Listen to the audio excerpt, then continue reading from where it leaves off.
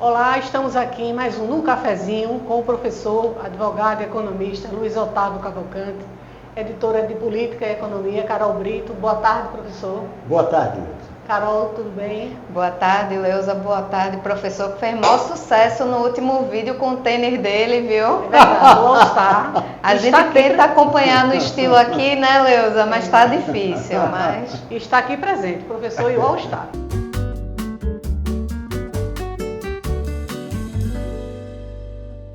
Vamos conversar hoje no cafezinho sobre o conclave. É um grande evento, né, da Igreja Católica, e gostaria de saber do professor, sem mais delongas, qual o recado que a Igreja Católica vai dar na escolha do novo Papa? Eu penso que é o de que a Igreja não pode parar. O que é que eu quero dizer com isso? Quando a gente olha um pouco para a história, a gente verifica que se não fora Paulo de Tarso, que saiu da Galileia para Roma, levando a mensagem do catolicismo, a Igreja Católica teria se limitado a um episódio oriental. Teria ficado na Galileia.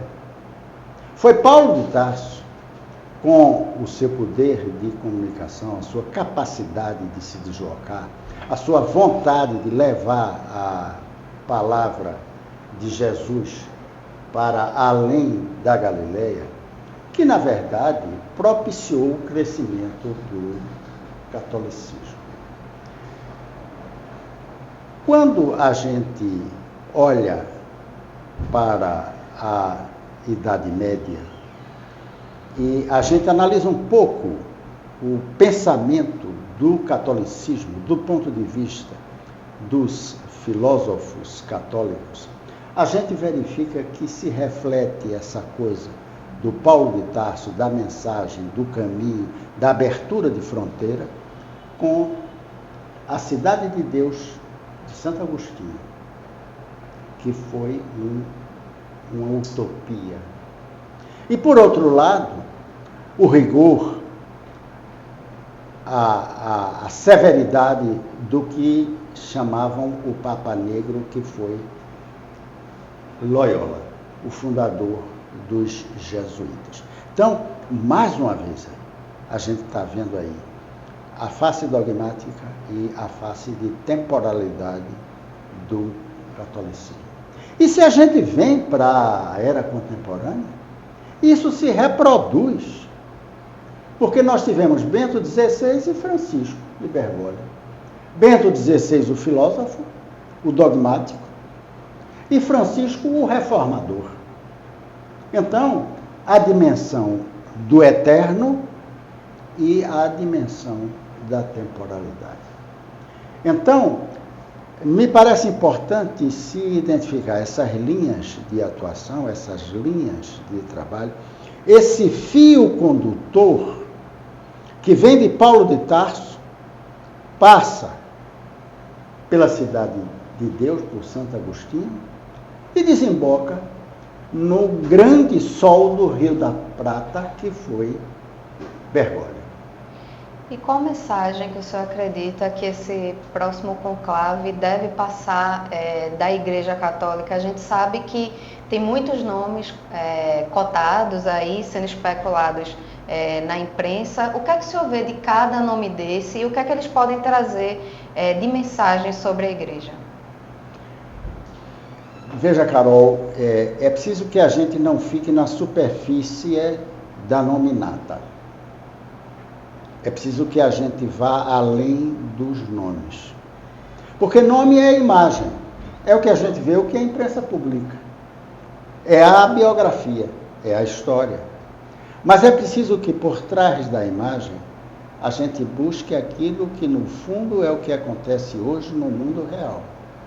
As correntes de pensamento.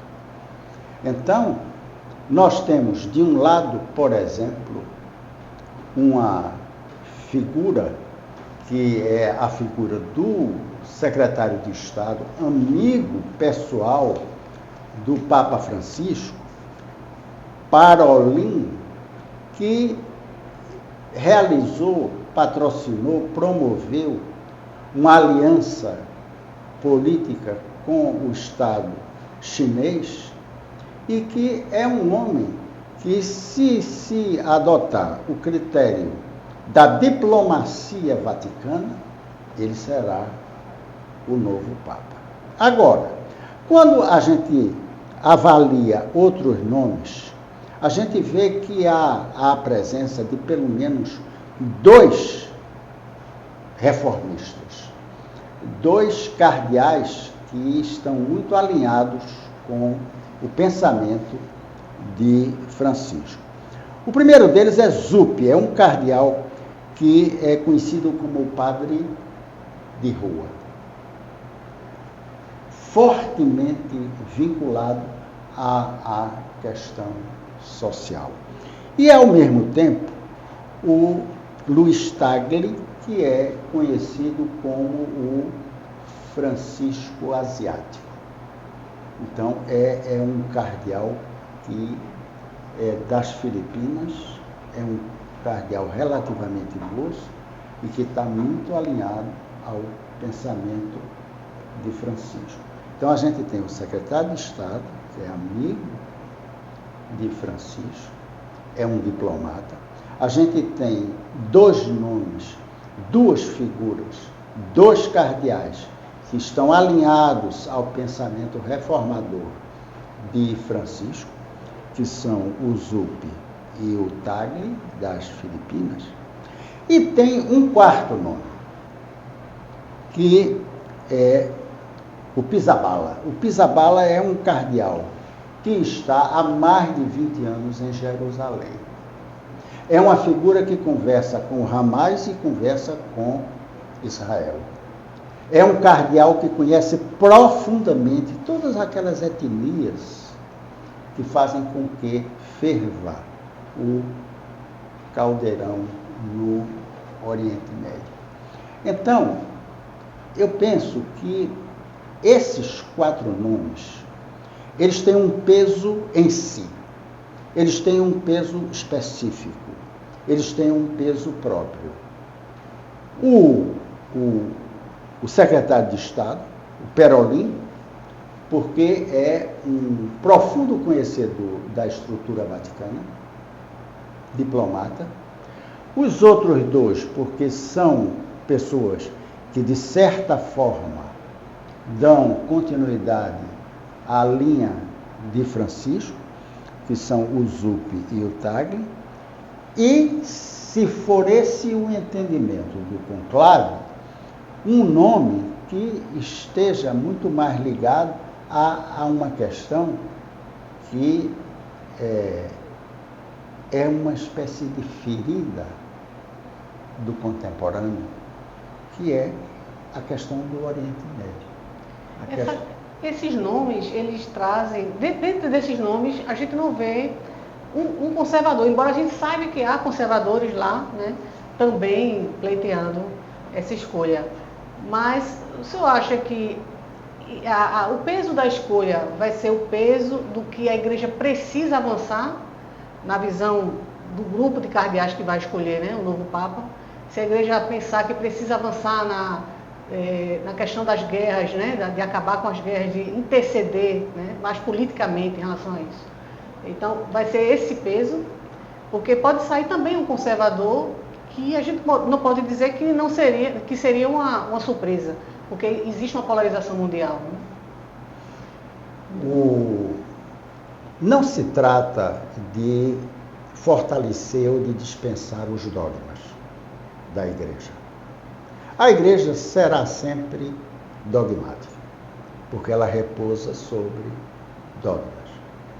Mas se a gente fizer uma observação em relação ao que está ocorrendo nos últimos anos, a gente verifica que no enterro de Bento XVI, tinham 50 mil pessoas na praça de São Pedro, do Vaticano. Na morte de Francisco, tinham 400 mil pessoas. Então, Na morte de Bento XVI, tinha 25% do número de pessoas que existia na morte de Francisco I. Segundo, uma pesquisa recente mostrou que dos 138 cardeais que vão estar no conclave, 108 foram nomeados por Francisco. Então, esse é um dado factual, de política factual, de factualidade política. Você tem mais de uma centena de cardeais que foi em 138, 140 cardeais. Isso vai refletir diretamente na modelagem da escolha. Mas é aí que eu visto a minha resposta à sua pergunta. Não se trata propriamente de ser conservador ou não ser conservador.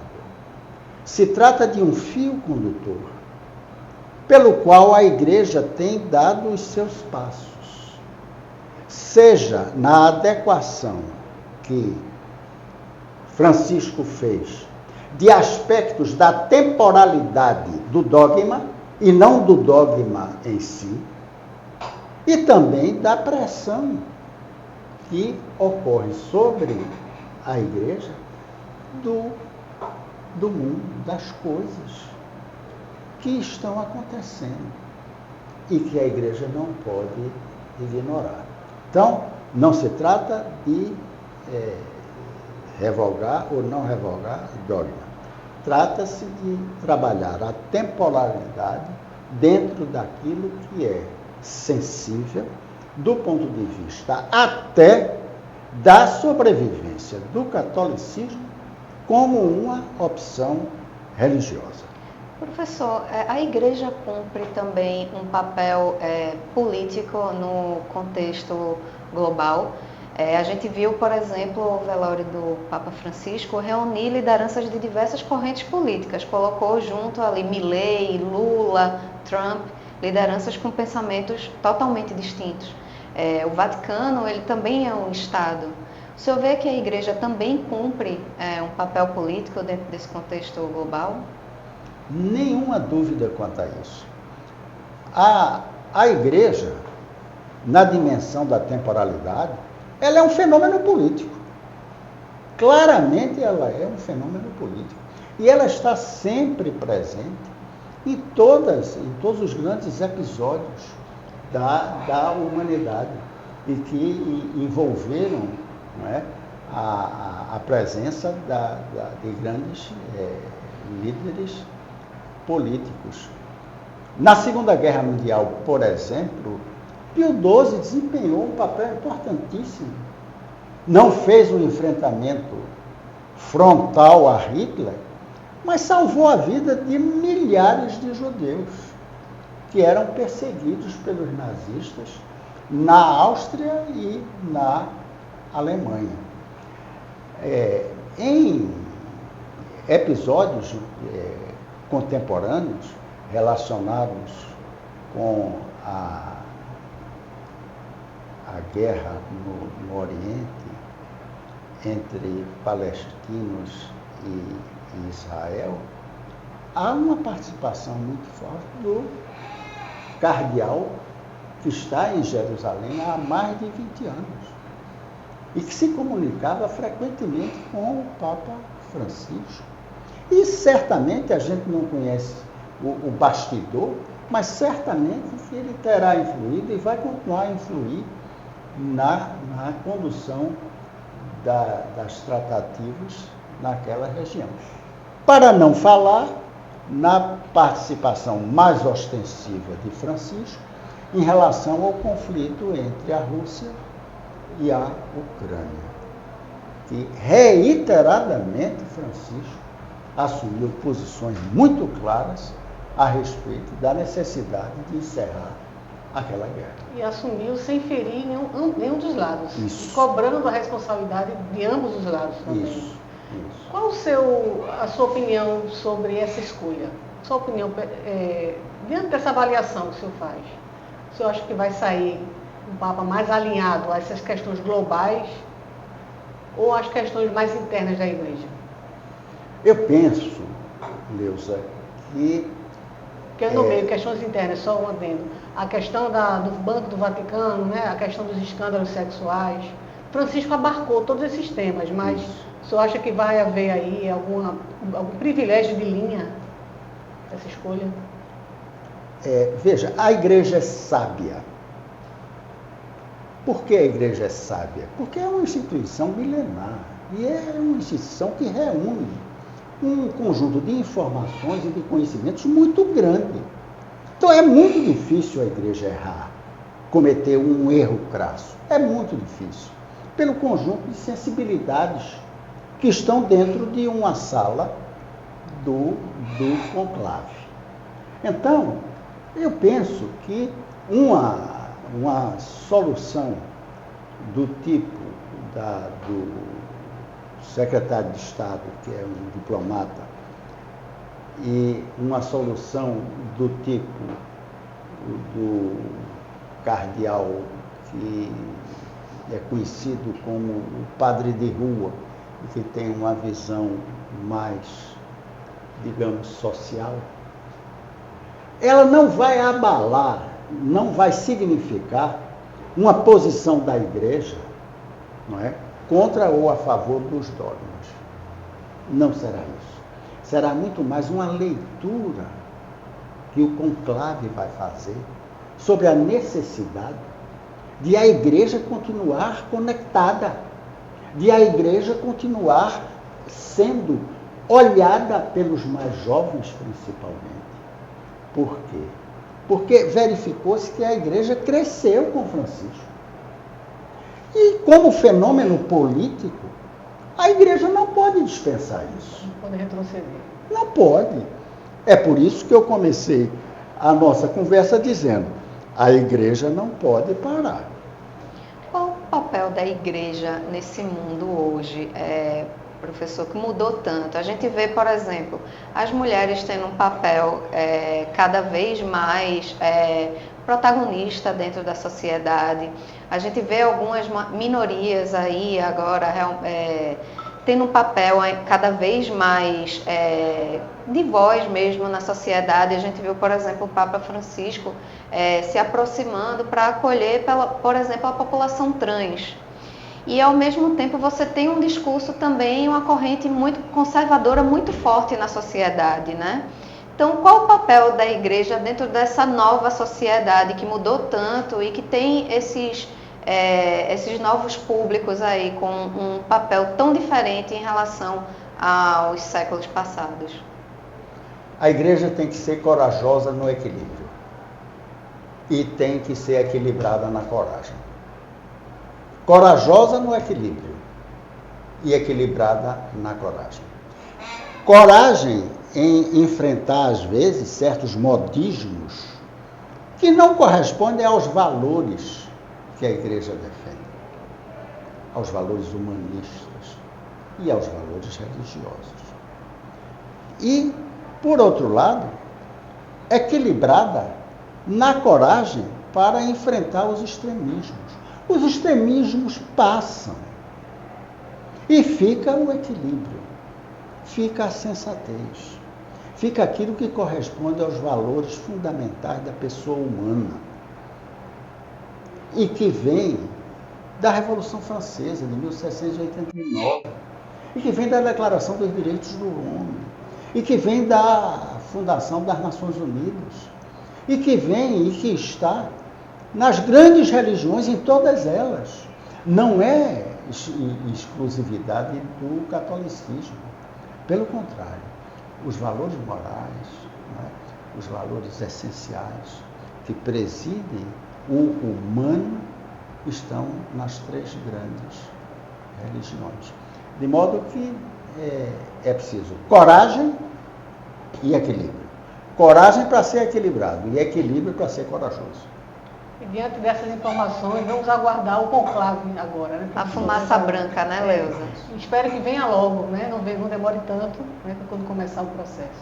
Professor, foi um prazer tê-lo aqui novamente no cafezinho, no quadro do cafezinho, né, Carol? E vocês podem compartilhar, né, o link no YouTube, nas nossas redes sociais, está lá o link. Quero agradecer mais uma vez ao professor, a Carol Brito. Muito Obrigada, obrigado. Leusa. Obrigado.